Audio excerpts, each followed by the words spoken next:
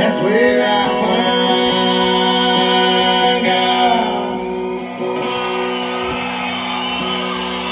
From a bar stool to the living room, Sunday morning in a church pew, in a ditch stain or a hayfield, and interstate back to Nashville.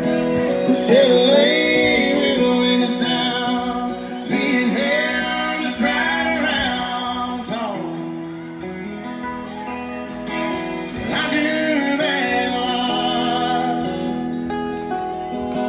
Yeah, I do that a lot. That's where we find God.